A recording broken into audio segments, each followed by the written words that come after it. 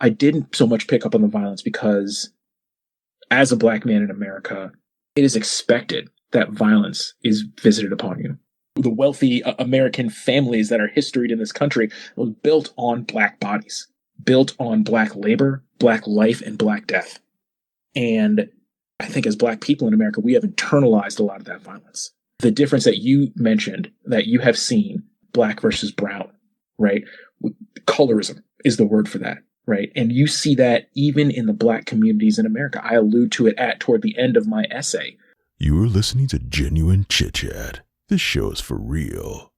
And I am here today with a new guest. We're hitting 2025 hard. We've got someone who, if you're a fan of Ms. Tonya Todd or Spider Dan or Ada McCarthy or anyone of the Femme Collective, you may know this gentleman. He's popped up in a few podcasts. He's spoken about Tank Girl on the Femme Collective. He's even spoken about She-Hulk on Comics in Motion. And he's contributed to the Comics Lit first volume as well, obviously edited and put together by Tonya Todd and Tony Farina, two friends of Genuine Chit-Chat, long-term friends. So this, my friends, is Tony Holt, who is, as I said, he's a contributor of Comics Lit, and I first heard about him, I think, on Tonya Todd's Banned Book Conversations, where you spoke about Invisible Man by Ralph Ellison, and obviously Spider-Dan was on that pod as well.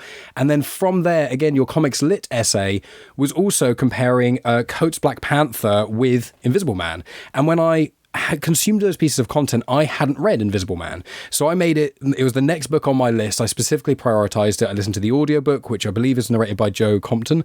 And I also read the physical book as well. And I absolutely adore it. So you, good sir, although we've had, Tonya and also Tony Farina to a degree, has been somewhat a vessel for you to communicate to me via, you yourself and your passion has really been the inspiration to me picking up Invisible Man. So I think we could just kick this off, because I'll put all the links in the description and stuff, just of why Invisible Man, what does it mean to you? And I want to specifically note one other thing to throw an extra curveball, which is one quote from you in the Storytelling with Seth podcast I really enjoyed, which is, you read to learn, but you write to understand yourself. So I just wondered, of Invisible Man, writing, all that stuff, throw it at you and respond however you fancy, and we'll go from there. First and foremost, Mike, thank you so much. Thank you to your audience as well for having me on. I'm honored to be a new guest on your podcast. Like I was saying just before we got started, you're the most prolific podcaster who I have ever had the pleasure to be invited on and to be interviewed by, and I can't thank you enough for it. So yeah, thank you. My pleasure. Great to be here. Glad to be here. I am so glad to hear that you both enjoyed my essay as well as dove into Invisible Man. I agree. I think it's a great book. Ralph Ellison, storied author, very few novels in the past, but The Invisible Man just hit at the right time with the right tenor and the right info. And has been the progenitor to a lot of Black authors and American authors since its publishing. Why Invisible Man? Why Ta-Nehisi Coates and Black Panther? Why Comics Lit anthology? Maybe the best way for me to explain is to kind of start at the beginning, as the phrase turns. Ada McCartney, my partner, she has always been a writer, prolific reader, writer, actor, poet, and podcaster. And I have always been interested in getting more into writing. I did a lot of writing in undergrad, a lot of writing when I was in high school and primary school, for your audience. And it was always poetry and short stories. The essays were always, school-based for an assignment. But I'd always had a love that I shared and engendered with Ada, a love of comics, all things comics, Marvel, DC, many of the indie publishers as well, Dark Horse as they came up. And as Ada got deeper into podcasting, found her way to Tonya Todd and A.R. Farina, who Ada and A.R. Farina actually went to grad school together, so very serendipitous there. She introduced me to them and turned me on to this opportunity, the Comics Lit Volume 1. Where I'm lovingly wearing the t-shirt of right now. Love that it's on the back of your shelf there, by the way. And I had always had a dream of becoming a published author, but never felt like I had a venue to do it. Like I had a great idea that would make for a great book, something I'm sure many, many aspiring authors struggle with. So having this opportunity kind of land in my lap, comics lit, comparing classic literature to comic books and comic book characters and themes, best of both worlds. And the first thing that came to my mind was, how do I connect the Black Panther, the Ta-Nehisi Coates run of Black Panther, the Intergalactic Empire of Wakanda, specifically I'd been reading at that time. How do I connect that to a book that I've read that I've loved in the past? And that theme of invisibility, of clandestine operations, all those things that are central to a hero like T'Challa, like the Black Panther, I immediately started thinking of the book The Invisible Man. Very much, for those that have read it, it's a very much a different story from Black Panther, right? On one end, you got a superhero shrouded in myth, a king over an entire country that is invisible to most of the world. Over on the other side, you've got a gentleman in 50s and 60s America dealing with racism and disenfranchisement, trying to make his own way in the world. Couldn't have characters that were more opposite, stories that were more different from each other. But in the two authors that wrote them, Ralph Ellison with Ralph Ellison with The Invisible Man, Ta-Nehisi Coates with the Black Panther, their stories were very similar. Their accolades and successes were very similar. And when you started breaking down some of the themes around the two characters, the themes of visibility, disenfranchisement, the themes around owning your identity, I started to see how closely connected these two characters were, and the essay just kind of spilled out from there into many, many, many, many thousands of words that Tanya and Tony gladly helped me edit down into the essay that you see here, and a product that I am very proud of and am honored, Mike, am honored to hear that it has touched you so closely. Well, perfect. People can hear your passion, and I'll put links in the description to all the other things that you've been involved with that really inspired this conversation. But I would say with Invisible Man, it's one of those novels which I think is so important, not just because the way it's written is fantastic and because of a lot of the perspectives within it, but I think that it's a combination of so many things, because I feel like reading this novel has changed a lot of my perception on, for lack of a better word, race in certain respects. Not that I was, I was a racist and then I read the book and I'm suddenly not, it's not like that, but more like it's about the perception. And I think what's really interesting is not just the perception of race from someone outside of said race, but really the perception of a race from inside.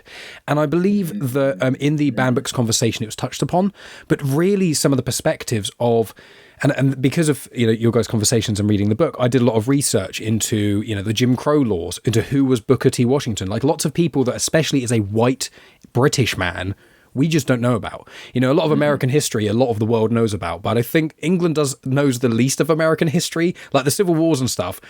You guys beat us. We're like, we don't even teach that in schools. Like we've colonized so many places and lost the colonies. It's not even part of our curriculum, because it's like, we probably own everyone at some point. But the intrigue of it that I found that really grabbed me was so many different voices, so eloquently put together by Ralph Ellison, of what they believe their role is for the society as a whole, but also, especially with this book, from the black perspective. And one thing that has come up that's only a term I found out myself only in the last few years, I think, which is a term called code switching, which I've grown to understand is, in general, please correct me if I'm wrong, and I want to hear your thoughts on this, which is, in general, I think everyone does this regardless of race, but in a sense, the way it was described to me by one of my black friends was the way in which often a black individual will talk to a group of black individuals they're comfortable with, compared to, say, a group of white individuals, especially in, say, a workplace, they would speak differently. And it's not just the way you speak, but it's also certain mannerisms, certain little things. And I believe all of us do this again. The way I act at my own work is not the same as I act with my mum. It's also not the same as I act with my mates after a few drinks. There's different layers there. But I wondered if, as obviously, I'm a white British person and you're a person of colour. I wonder if you could just give us a little bit more context to the idea of code switching, but also if you believe Invisible Man tackles those things or doesn't, just really your perspective on that. Mike, that's a great question and very insightful. The first thing I will say is I think you pretty much hit code switching to a T, right? Especially as I understand it myself. I think you're right. We all do this. It's our human ability to assess the environment that we're in and change our behavior to become part of that in-group, right? I think of code switching less as black versus white, one race versus another, and more of that in-group versus out-group, right? Which is a very human thing. We all want to be part of the group. So code switching helps facilitate that. I think the term code switching came into prominence because of that kind of stark racial difference in behavior. I think you said it best. The perception of how an individual should or shouldn't act based on their race, right? That's a very American thing. And you see it in movies, you see it in TV. As a Black American, you'd experience it. You hear it in music even. And you're absolutely right that the way in which you described it of code switching, that I have experienced, that I should say that I continue to espouse it myself. You may hear it in this podcast, right? We're having a very cordial conversation, but I am speaking in a manner that is, I try to be anyway, precise, clear, concise where possible. Rather long-winded, but that's a different story.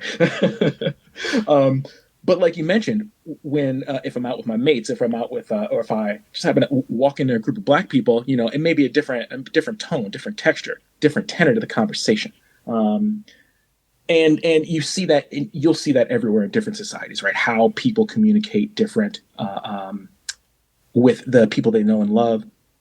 How people communicate differently from one side of the pond to the other, right? So I think you hit the nail on the head. And yeah, code switching is a thing. How does code switching work in The Invisible Man? I also think that's really insightful and an insight that I didn't pick up on. Yes, I think Ellison did a great job of capturing the multitude of different voices of individuals at all ages and races and different socioeconomic statuses. I think he did do a good job of that. I think he also did a good job of showing code switching in itself by using the unnamed narrator as a foil to show how Black people acted, how white people acted, how they treated him differently, how they spoke to him differently, depending on the circles he was in, right? I think that's very astute. And I think Invisible Man does a pretty good job of it. I think part of that also is because of Ralph Ellison's background himself, growing up in the American South, spending a ton of time in New York, especially in the Bronx, in Brooklyn, in most of his time being in Harlem, being both a highly educated individual coming from, Black American colleges at the time, as well as cutting his teeth as a musician on the jazz scene in Harlem. Just that panoply of experience gives you an opportunity to observe different people and different ways of life, and that is kind of the essence of the power of code switching, if you will, right? Because there's a certain power in it, being part of that in-group, being seen as similar, the same, not the other, right? I think that's also a big theme in both Black Panther and The Invisible Man, how they use their identity to, again, to increase and change their power dependent on the context that they're in, how they switch that code to their benefit.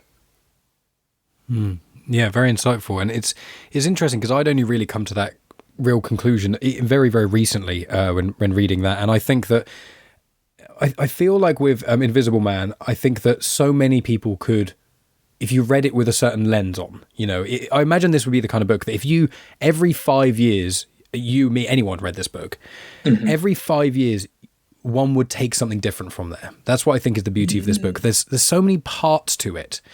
And I'm realizing that I know this is heralded as one of the greatest novels of the 20th century, to which, not that I've read a huge amount of great novels in the 20th century, but I would agree from the way it's written, the way it's structured, the amount of different things it tackles without it like bashing you over the head. Like the whole prologue and epilogue is literally saying, I'm kind of trying this thing, and even I'm really wrong in certain respects, and even I'm not doing this properly. Even me being an invisible man, the whole point of this whole book, by the end of me writing it down, I'm realizing it's almost a fallacy to be able to do that. So I wondered if you could talk a little bit about the concept, or at least your interpretation of the invisibility that's being put across by either Ralph Ellison or the unnamed author in the novel, if you believe they're two different beings in a certain sense in the context of the novel. That's actually another interesting insight, right? How close is Ralph Ellison to the unnamed narrator? For my preparation for the book, I went back and read a bunch of Ralph Ellison's work, especially his short stories. I'm trying to think of the book right now. I wish I could point it to you. Shadow and Act by Ralph Ellison.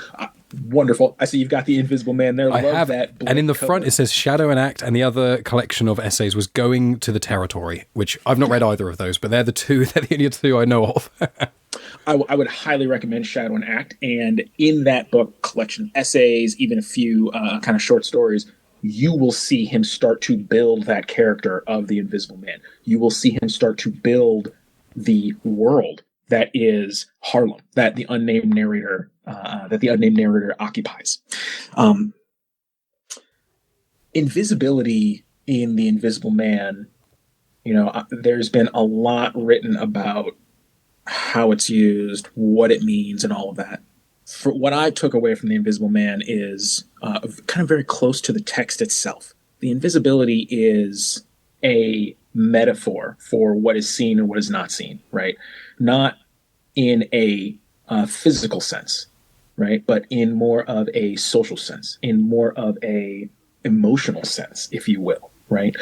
The unnamed narrator is invisible because at the time in America, he was black. And that was enough for you not to be counted, not to be seen, to be the other. And then and now, we still see humans are afraid of the other. And any chance we can get to reject, deny, disregard, or disappear the other, we will take because it makes us feel better. If you're in the in-group and there is no out-group, then you have no threat, no enemy, no fear that your group is right, that what you're doing is right. But when you see that other, when there is someone else from a different group, you start to ask questions that may make you uncomfortable. So that invisibility piece, I think, is real. I think it was both real at the time and it's real now. And it's about being seen by society, right? As individuals, I think we see each other. I always come back to Will Smith in Men in Black. No, who said it? Tommy Lee Jones in Men in Black. A person is intelligent, smart, reasonable. People are angry, stupid, and prone to mob think, right?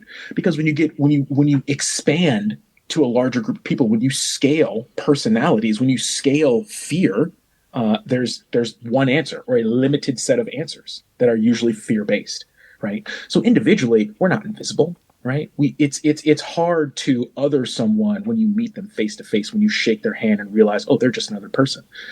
But that invisibility of the unnamed narrator, the invisibility that the book, The Invisible Man, speaks of, the invisibility that I know for a fact Ralph Ellison experienced, that's a social invisibility driven by, largely in America, by the color of your skin.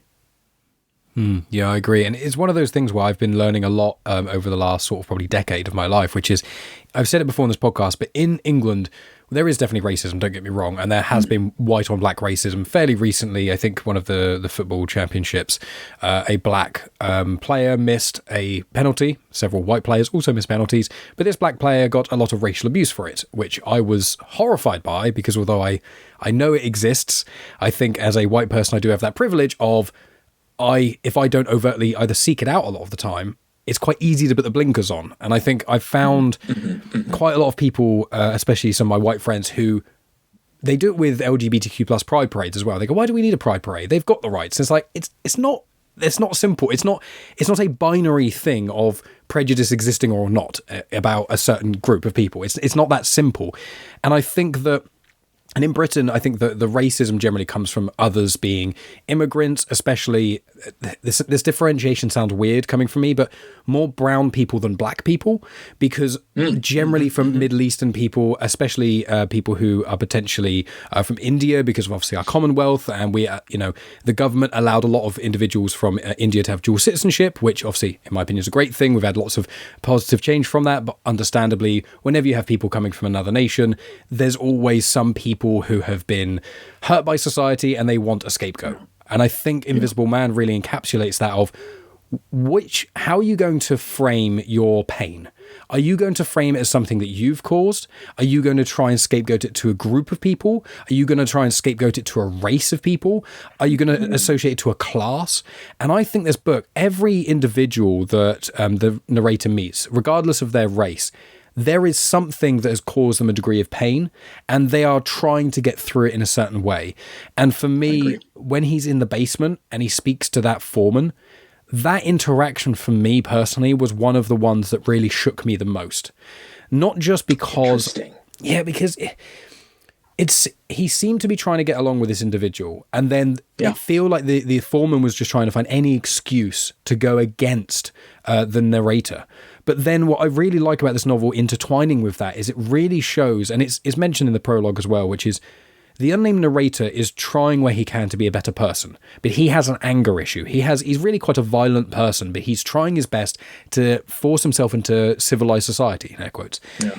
And I feel like that interaction really shows that he, in himself in that moment, I think realizes his own pain, him trying to find his way in it, his way of processing the pain in a lot of ways is almost finding an excuse to use violence to get that out. And I think especially for men in society, for probably forever, but I think today it's especially quite prevalent with the rise of people like Andrew Tate and stuff, which is men a lot of the time having this anger, this aggression, wanting to get it out of them in a way, not knowing necessarily how to process it in a healthy way, and it coming out in ways which are inherently damaging to them and everyone around them. So I didn't know if the violent element of things or the foreman of the basement, if either of those kind of if you had that same reading of it or any other interpretation.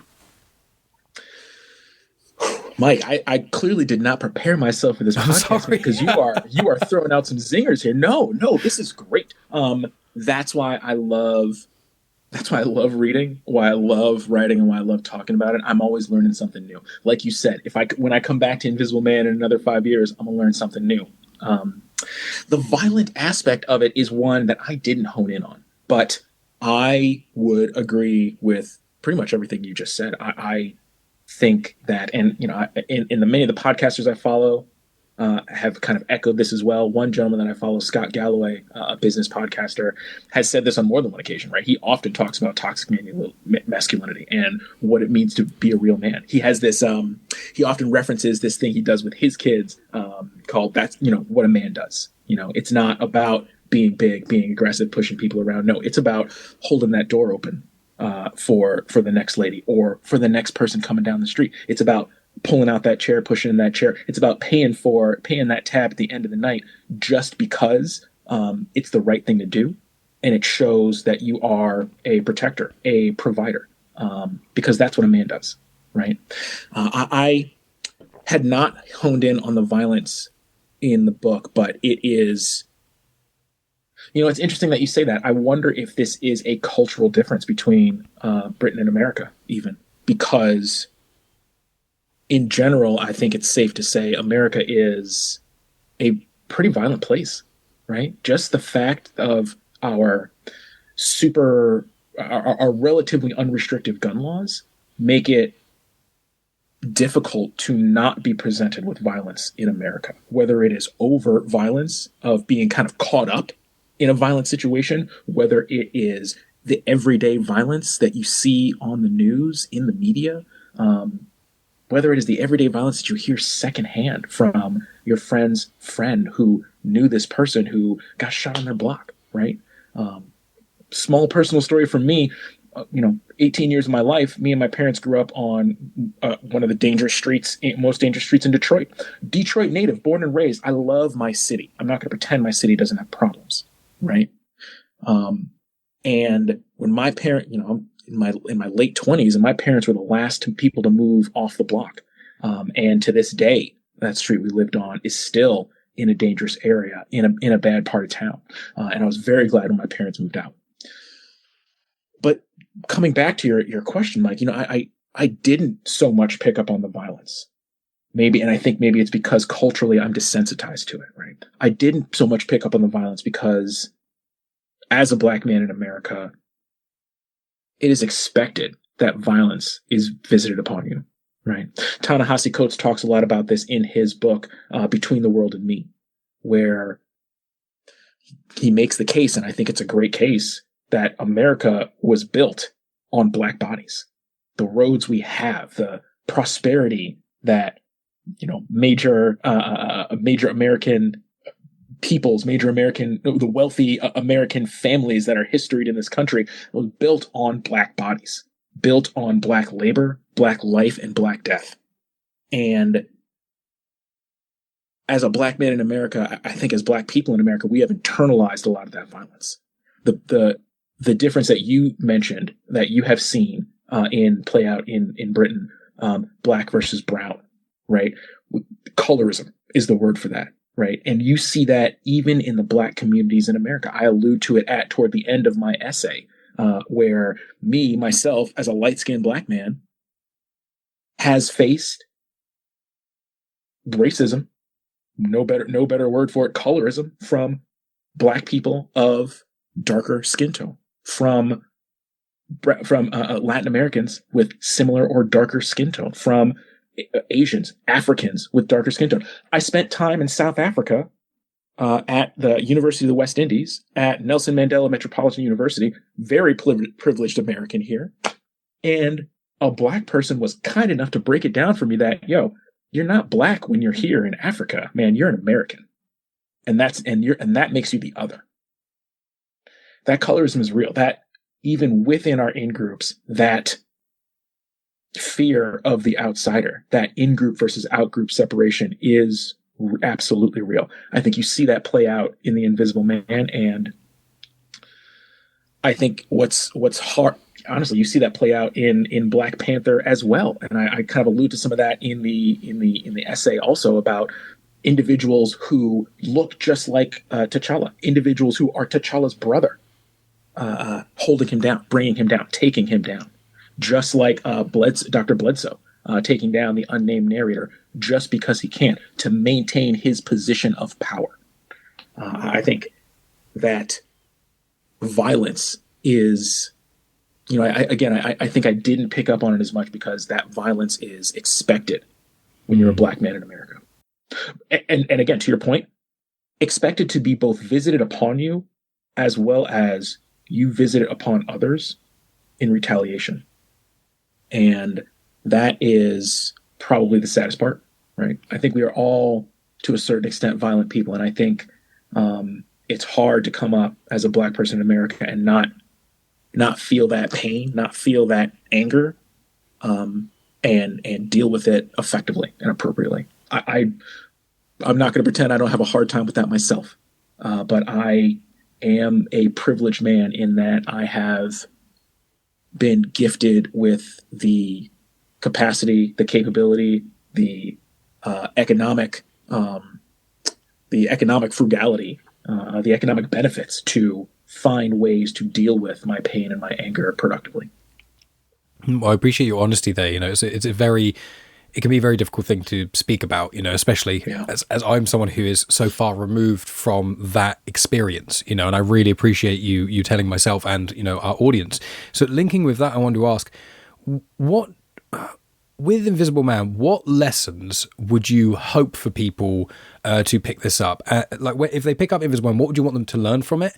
And this question, you can answer this. You are welcome to answer this in these two ways, or to reject what I'm about to say fully. So I would love your perspective, which is, do you believe, linking in with that a white person reading this book should or could learn different lessons than a non-white person of any minority, just from the framing of, because you and I both reside in two of the biggest powers in the Western world, and they are unfortunately quite white-driven, white-tilted, especially from their history and even present affair of things. I'm not going to lie, England's the biggest colonizer on the whole planet, and we have caused horrendous atrocities that we like to try and whitewash over by saying we beat the Nazis, and that justifies our millennia of realistically genocide, when it doesn't.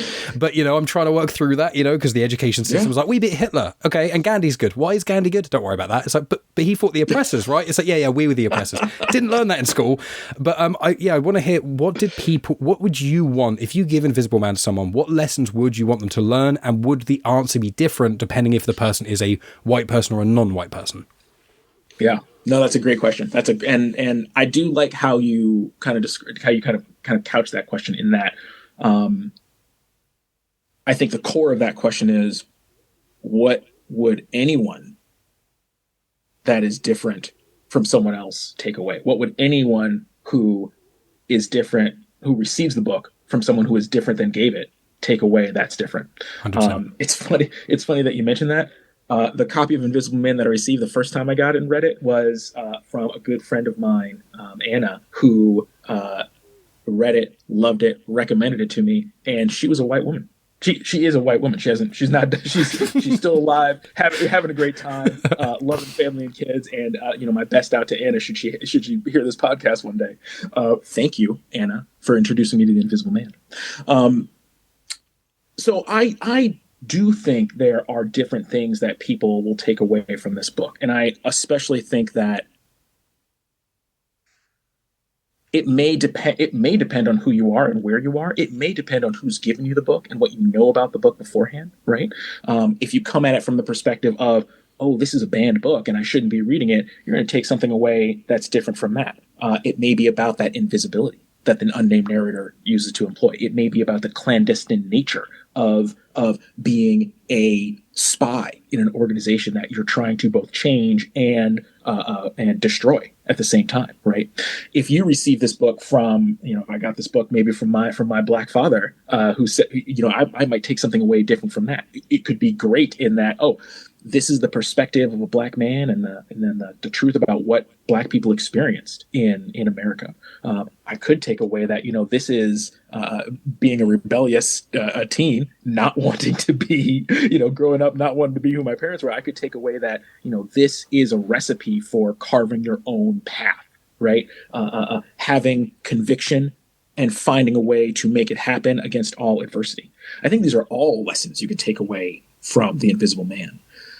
The only lesson that I would hope, I shouldn't say the only one, but the primary lesson that I would hope someone takes away from The Invisible Man is, I think it's very similar to the thing that I would hope anyone would take away from any story, any fiction, any tale that someone's told or someone's read, is your perspective is your perspective.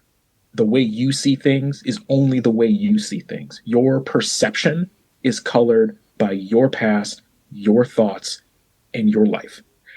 And that every time you talk to someone new, every time you read something different, especially things you've not read before, not been exposed to, by authors that don't look like you or share your history, identity, perspective, you have an opportunity to learn something new about the world, and you have an opportunity to learn something new about yourself. And I hope that anyone who reads the Comics Lit essay, anyone who, like you, Mike, decides to go in, do their own research, read the source material of The Invisible Man, read more of Ralph Ellison, read more of Ta-Nehisi Coates, read more of the comics of Black Panther.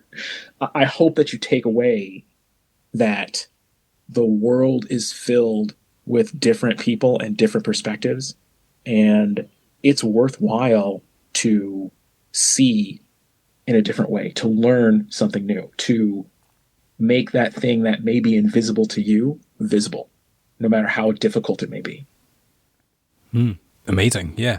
It's one of those where because I went in knowing that, because it's on the banned books list, while reading it, I'd forgotten it was on the banned books list until I really near the end of it, where I was thinking about it, and I was like, oh yeah, this is a banned book. And I was like, obviously that's the whole catalyst for why I even read the book and this whole conversation.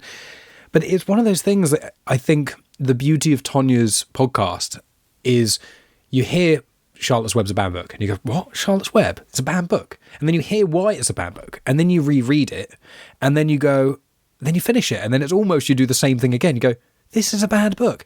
And that's kind of how I did with Invisible Man, because I know, I can think I know why it's a banned book, in the sense of why I assume white people got offended by it and probably didn't want it read. You know, that's probably the truth of the matter. But it's one of those where I feel, and I think this is the case with a huge amount of books that Tonya does cover on banned books. And I think this is quite telling about banned books in general. I know that Stephen King says something similar about that, where he's like, if you find out a book's banned, go and buy it immediately and read it. Find out what they want you to not know. And I think that this book is so important, and this is the kind of book that I think should be taught in schools. You know, I think it should be taught in England because I think it really helps give perspective. And there's a book which Megan, because my wife, for any listeners who aren't aware, my wife is a teacher to secondary school kids, so 11 to 16-year-olds. She's a languages teacher, but she has a tutor group, which just every day she has a group of kids in her class, the same group, for like 15 minutes for registration in the morning and the afternoon, and occasionally there's special lessons about like learning about life and stuff that she has to teach. And one of the books that she had to teach was I think it's Thunder Hear My Cry or something, and I believe it's got the N-word in it quite a lot. And it's a book about the perspective. It's from that time and things. And one thing that she said about those conversations with especially kids is just they ask so many questions in the right ways. And a lot of the time, for something to make sense to you, sometimes what it takes is the right question. And that can really make you process things in a completely different way. And I think that Invisible Man really shows that. I think that you could read this with so many different perspectives and so many different things that could call out to you of things to learn about this. But another thing that's kind of cropped up with this is the idea of truth, in air quotes, and honesty.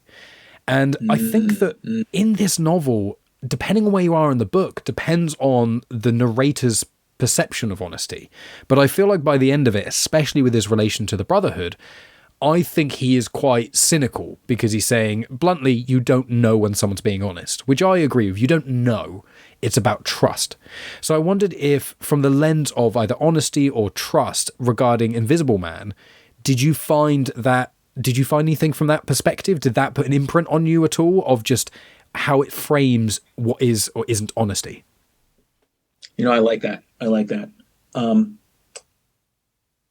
If I may, I'm going to use the Intergalactic Empire of Wakanda to address that question. Because I agree. I think that truth and honesty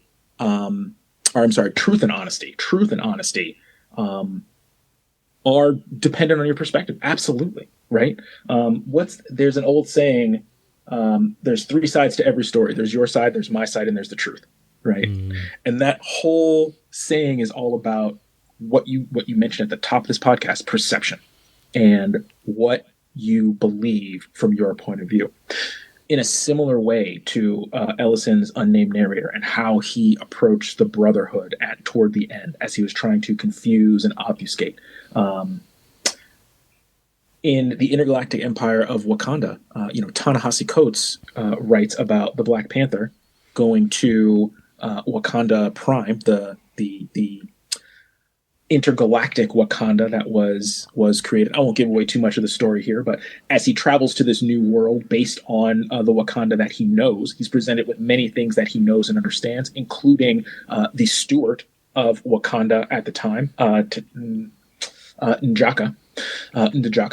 And N'Jaka presents as a friend, as a steward of the realm, waiting for the true Black Panther to return. He's taken in with open arms. He has showed the graces of the realm. He even, Black Panther even decides to go through with the ritualistic, the Kingmaker rituals. I can't think of the name of it right now, excuse me. He goes through with that ritual to prove that he belongs in society, that he is the true king.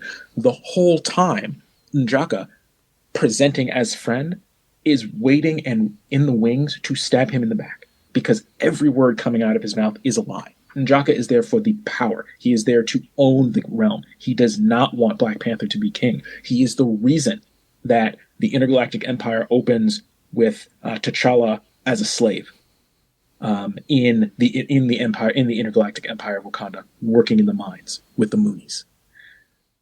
I think from that, you can see that difference of perspective there as T'Challa came to the Intergalactic Empire of Wakanda, as he found that new world based on his world.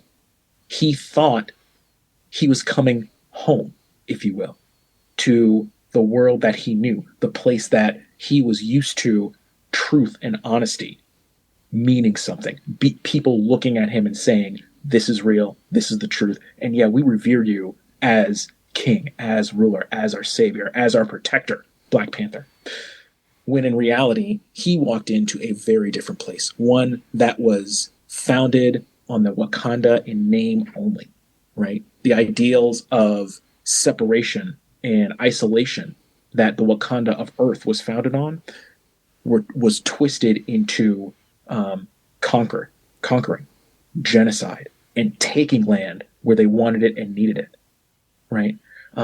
That's so from that perspective, you know exactly what you said. I think aligns with it. I think it aligns exactly with what you said in that what you consider to be true is really colored by your perception of the world at the time. And without delving into it, I think we can see this play out, and we see this playing out in the politics of the day in both of our countries. 100% agree with you there. It's one of those things where I think that the idea of truth is something which I not in a micro sense, not in, I told Megan that she should put this, I told you to do this thing and I didn't do this thing. Not that kind of low level truth, the truth of history. And I think that as I'm continually reevaluating the British perspective on history, as well as in tandem with the American perspective on history, I mean, I remember when, and again, as only an English person, I remember when sort of Columbus Day, around the time where it went from being something that was just kind of accepted to something that was challenged, and something which was immediately something where if you say Columbus back when I was, I'm about 30 now, I remember when Columbus was mentioned when I was a kid, I think a lot of British kids, they think of America and they think of it with like starry-eyed because you see it on the TV and stuff like that. And as you get older and you really see, it's almost like a parallel to Hollywood. You see LA, you go, this place is great, it's got this and this, but actually you spend some real time there outside of 3 or 4 main roads, and the reality of what LA is in the underbelly actually becomes true. And it's like, what is truth? Yeah. Is LA a bad place? Is it a good place? And the reality is normally it's in a moral grey area. And that's why I think that Invisible Man shows, and that's what I think history is really, what's so interesting about history is told by the people who survived in a lot of ways and the people in power. So there is a slant in that. So with that kind of lens on this novel, do you believe that Invisible Man, would it be considered like historical fiction by now or not? And in that same vein, do you think that the lessons one would learn of reading it at the time in the 60s, are they the same as what you would learn from it nowadays? Or are they more or less upsetting in certain respects? That's interesting. Is it historical fiction? I want to say yes and no. Yeah, I want to say yes I wasn't sure. No. Yeah, I would, and maybe this probably is my misunderstanding of historical fiction, right? When I think of historical fiction, I think of a fictional tale told with historical accuracy, right? Set in a place and time and location that is accurate to that place, that time and location, right? The world building is based in fact. I would say yes. The Invisible Man has a lot of that, right? Ralph Ellison is writing about Harlem at the time that he lived in Harlem. Many of the things that the Invisible Man, or that the unnamed narrator speaks of in Invisible Man, are things that happened to Ralph Ellison. He worked those menial labor jobs. He was in those jazz clubs. He was part of the societies that had the political musings and trying to make change in the world and the organizations. He lived with when the unnamed narrator moves in with the black woman who has a room for rent. Ralph Ellison had Ralph Ellison has an exact story about that in Shadow and Act. That's talking about his time living with another black woman in Harlem as he's first arriving there. So in that sense, I would say it's kind of historical fiction, but the reason I would say it's not historical fiction is because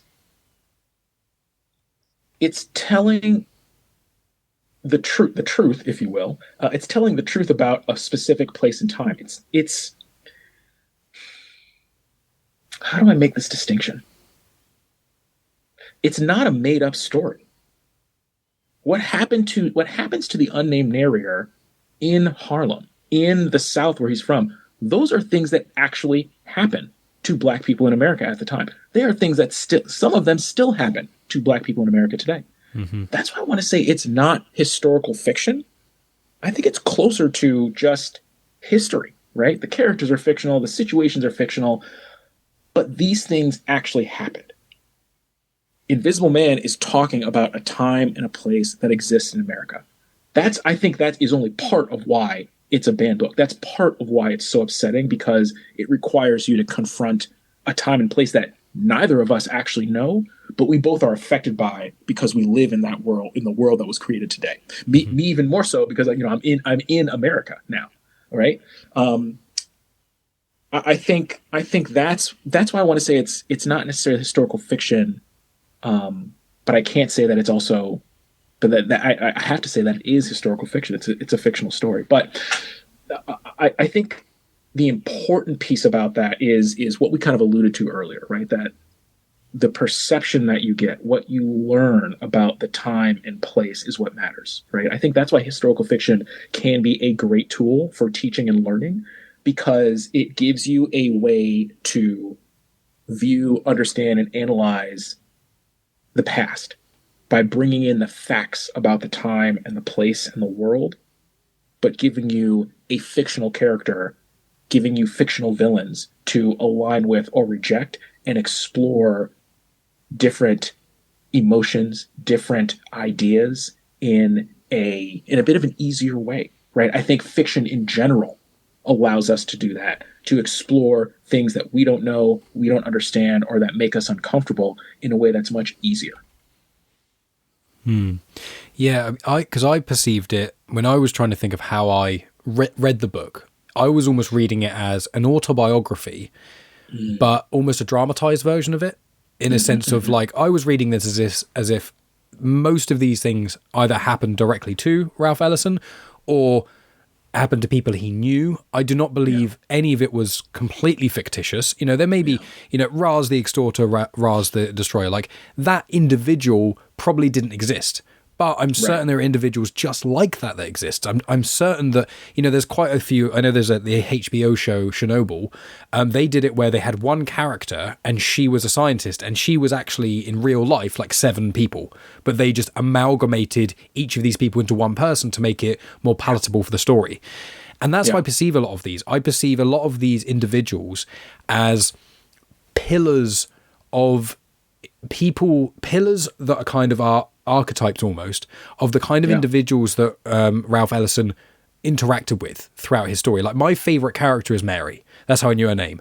Mary's the best. She wants the best for people. She is just the definition of just American sort of homeliness. That she is. Please. No, go ahead.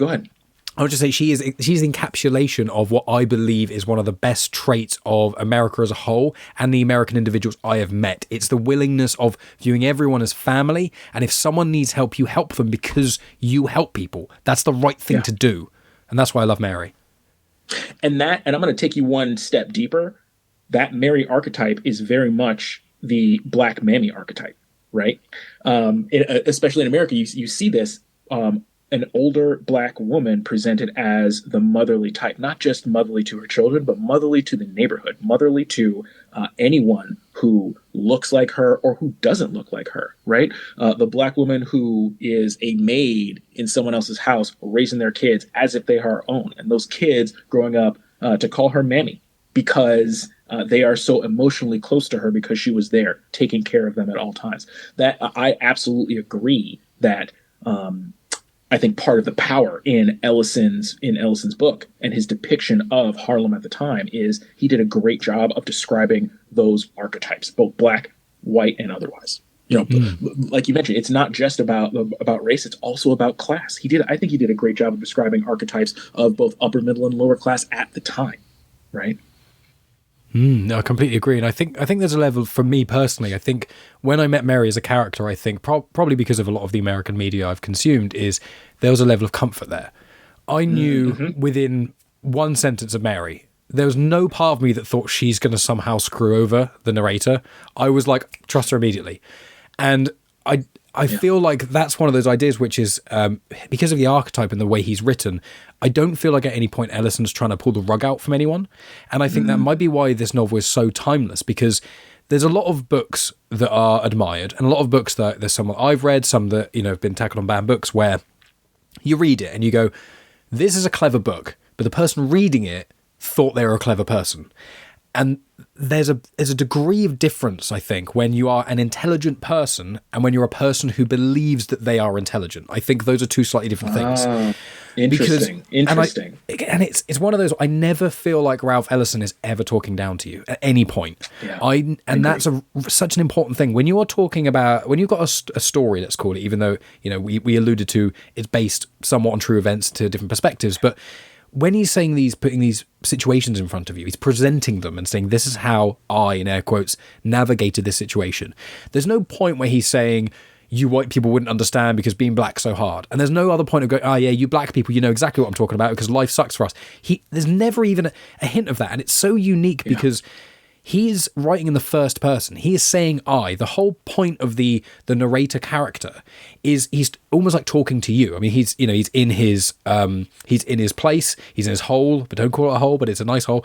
He's in there and he's basically writing to himself. He's processed all these things and it's his way of processing everything. And I view it as almost someone telling me, like an older family member saying, this is the life I went through. This is what it is.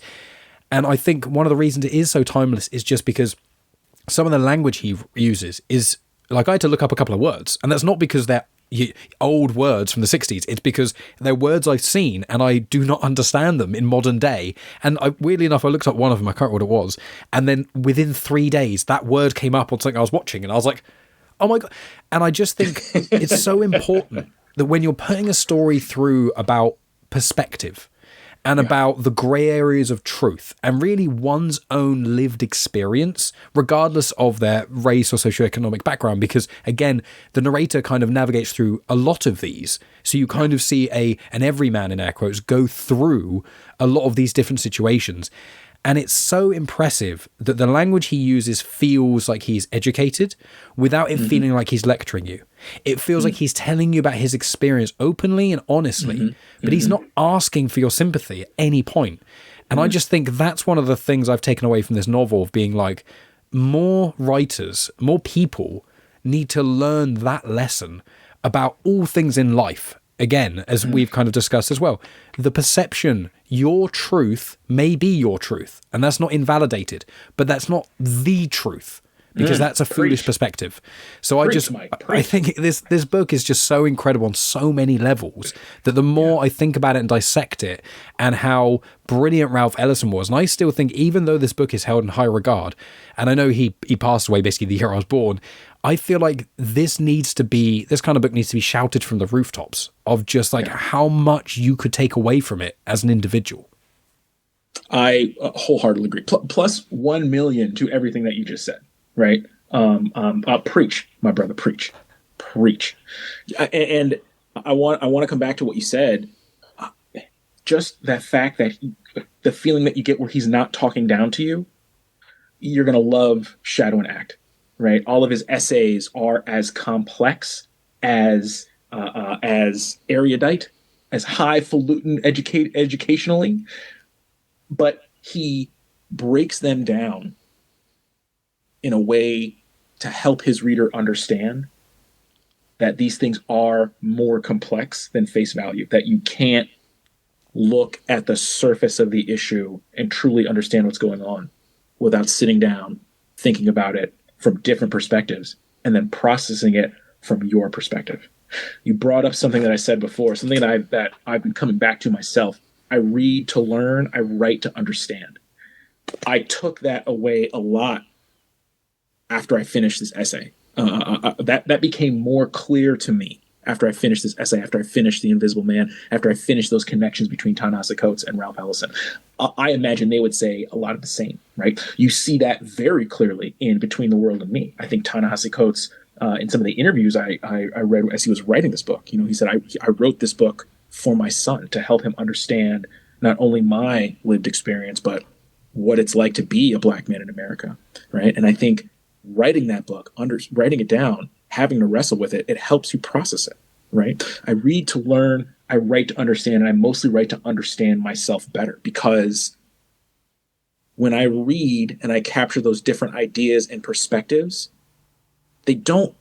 I may understand them cognitively, but it's like you don't feel it, you don't get it, and you can't use it until you've sat down and wrestled with it and figured out what it means to you and how it may or may not change you if you let it.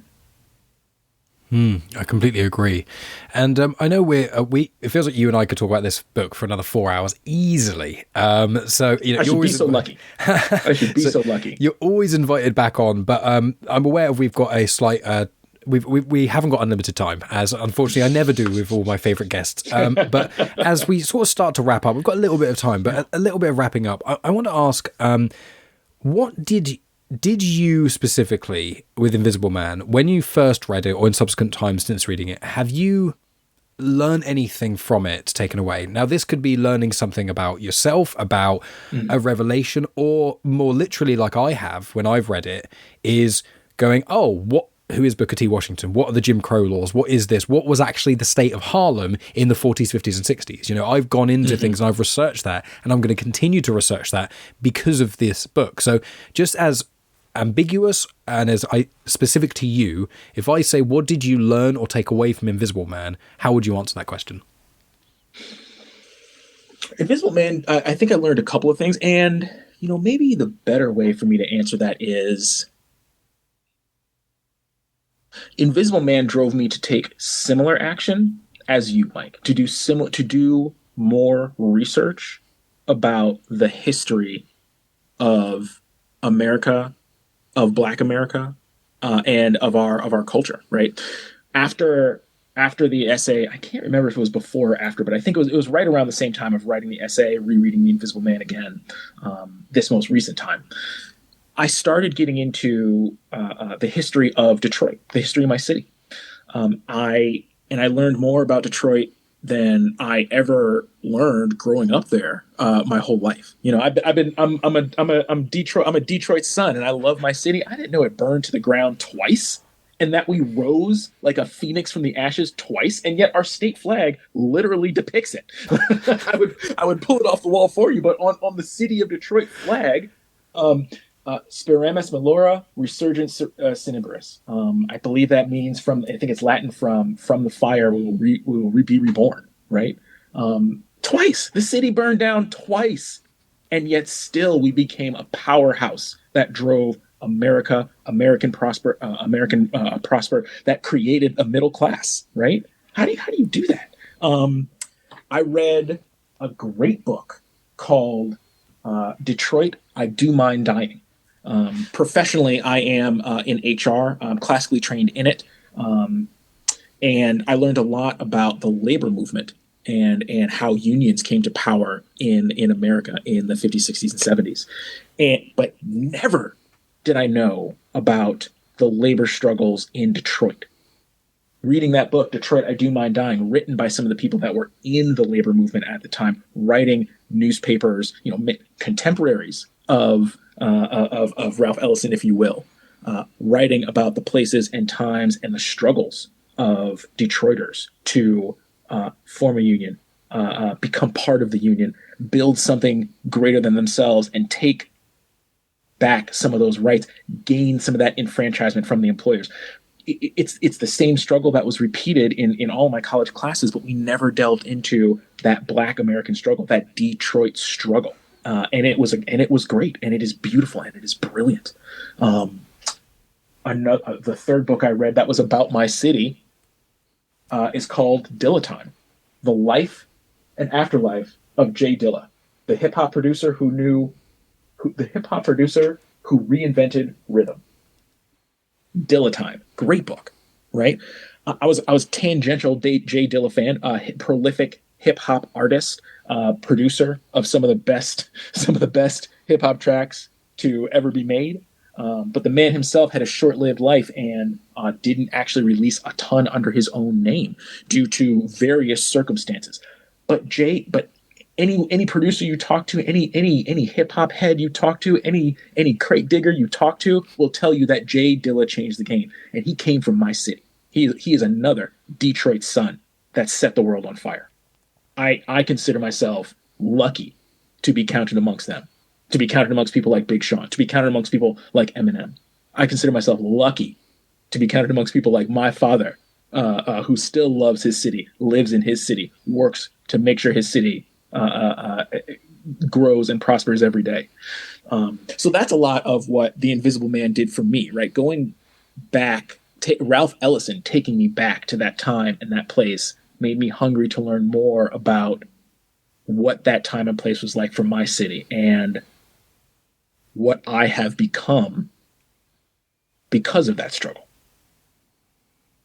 That's amazing. Yeah, I mean, one of my questions that I didn't ask was going to be linking with identity in the lessons of Invisible Man about that. And I think that question could be an entire podcast in itself. But I think that you have sort of, in certain respects, you've answered that question to a degree, which is, although you have a part of your identity is linked with Detroit, that doesn't mean when you're away from Detroit, you're any less of an individual from there. It doesn't mean that you can't learn things from there. There's so many elements of the city. And it's funny as well because Detroit, there's a movie called Detroit starring John Boyega and Will Poulter about it's a very racially fueled film, and it's one of my favorite films of all time. And when I watched it in the cinema, I've never been more outraged in my entire life about a film, in a sense of, because I knew it was a version of events that occurred, and there's a court scene at the end of the film which is basically what happened in court as well. And that film, from that moment when it came out in the cinema, I think it was over 10 years ago now, that set me off on a journey of trying to learn more about really Black America in a real broad sense. So it's funny that we're having a conversation about, you know, the book which was the first book which was written by a Black man that won one of the awards, I think, at the time, of like, it was the National Book Award, National Book Award, that was it. And it's like, and because of the lens of this book is from the perspective of an individual who is Black in America, so many things link back to it. And the fact that you're from Detroit, and then my kind of start on a journey of trying to understand more about that is also Detroit, really just shows Detroit, the city itself, is of such importance in so many ways, not just to America, but the world as a whole, as so many things which links back to Invisible Man, which is, it doesn't matter how small of an impact an individual feels like they're having on the world around them. It's all about ripple effects. And everything you do is a ripple effect. And every good and bad decision, in air quotes, good and bad, that you make has so many things that come from it that often people don't expect. And I think that Ralph Ellison, I think he would in some ways be horrified to see what the world's like now due to certain elements of progressive change that hasn't happened. But in the same way, in a dissonant way of thinking, he'd probably be quite proud of so many things that from a perspective of Black America, what they've achieved. And so I think that it kind of loops back round to just the importance of the individual, as well as the ability to review what one defines as truth, and what one's own perception is of an event should constantly be reevaluated by said individual. So I want to give the baton back to you as the last things that you want to say about Black Panther, Invisible Man, any of your writings. Again, I'll put details in the description, including all the books that you've mentioned, etc. But the floor is yours for the final words, and then we'll wrap this call up. Go read all of those things. Everything that ends up in the descriptions in the podcast, all those links, go read them. Why not? Get the audiobook, get the physical book, get the used book, get the short version from your granddad who read the book, whatever. Go read them all, because again, we read to learn, we write to understand. And the more perspectives you can capture and instill, the broader perspective you're going to have, right? Mike, I think, like you said about ripple effects, like you said about kind of coming full circle with the Detroit connection, with the Invisible Man connection. I am Detroit's son, but I have been privileged and lucky enough to be all over the world, and I carry my city with me on my back because I love my city. There are many who do not, and to them, I can't say enough that people love to forget what Detroit has done for the world. It's as much as I love my city, as much as I love to carry my city on my back, I always have a twinge of regret that I'm not in my city today and I'm not doing enough to help make my city a better place, help bring my city back to the top of the world. But what you said about ripple effects, I like to believe, maybe this is wishful thinking, but I like to believe that everybody in Detroit, from Detroit, black, white, otherwise, everybody who has Detroit in their heart or on their backs, everything we do will come back to our city, right? Every ripple effect we make will come back to our city and help to increase that wave, help to bring that tide up. Because as Detroit, a rising tide lifts all boats. As Detroit comes up and comes back, so too does our country. As our country comes up and comes back, so too does Detroit, right? Mike, the work that you do, the work that your wife does as an educator, the work that my partner does as an educator, those are the ripple effects that have the biggest impact. They've had the biggest impact on my life. To all the educators I've had, thank you very much. And I just hope that our conversation here, the writing and work that we both have done, has that continued ripple effect on the world with your audience, with their family and friends and beyond, because all that's going to come back full circle to you, to me, and to the cities that we love and call home. And that's the best thing that I could hope for all of us here and there. Thank you so much, Tony. It's genuinely been an absolute pleasure to be able to speak to you in person. It's delightful. Thank you so much for making so much time for me and my audience. We really, really appreciate it. Pleasure's all mine, Mike, and I look forward to our next opportunity.